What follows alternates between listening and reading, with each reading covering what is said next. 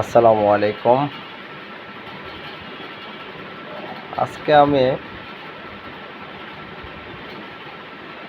ইন্ডিয়ার রাজনৈতিক প্রেক্ষাপটে তামিলনাড়ুর বিজয় থালাপতির সম্পর্কে একটু বলবো। তিনি ছিলেন একমাত্র নেতা যিনি প্রথম দল ঘোষণা করার পরেই নির্বাচিত হয়েছেন। তার একটাই লক্ষ্য ছিল দেশের জন্য কিছু করা, জনগণের জন্য কিছু করা, মানব জাতির যতটুকু পারে সর্বোত্তক দিয়ে কল্যাণ আর উপকার করা।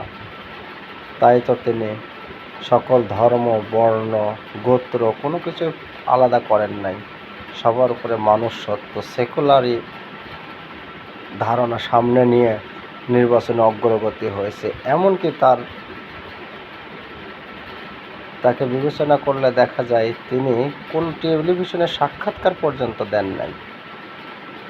শুধু সোশ্যাল মিডিয়ার উপর ভর করে তিনি তার রাজ্য তামিলনাড়ুকে একটি আদর্শিক রাষ্ট্র হিসেবে পরিচালনার জন্য কাজ করার জন্য আশা ব্যক্ত করেছেন এবং সেখানকার জনগণ তাকে উৎফুল্লভাবে সাড়া দিয়েছে, যা পৃথিবীর ইতিহাসে বিরল। প্রথম দল ঘোষণা করেই তিনি নির্বাচিত হয়ে গেছেন।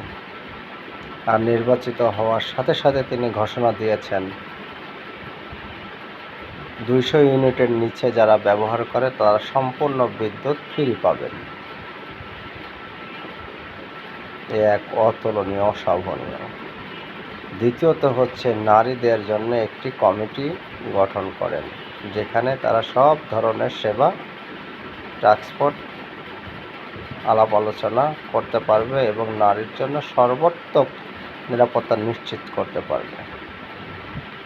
আফসোস, বাংলাদেশ নামক দেশটি আমাদের, এখানে কত নেতা, কত নেত্রী তৈরি হলো আন্দোলনের মধ্য দিয়ে, সংগ্রামের মধ্য দিয়ে, কিন্তু তারা কালের পরিক্রমায় বিক্রি হয়ে গেল দেশ বিদেশ বিভিন্ন অর্থলিপ্সার কারণে। বাংলাদেশে এমন অনেক নেতা রয়েছেন যারা অনেক কষ্ট করে জীবনের মায়া বিসর্জন দিয়ে আন্দোলনে ঝাঁপিয়ে পড়েছেন, কিন্তু শেষ পর্যন্ত তারা তাদের সে আদর্শটা ধরে রাখতে পারে নাই, বিক্রি হয়ে গেছেন বা বাঁচার ভয়ে অনেক কিছু মেনে নিয়েছেন। কিন্তু আসলে এভাবেই অনৈতিক দেশদ্রোহী কোনো কিছু ভাবলে এটাকে দীর্ঘস্থায়ী হয় না।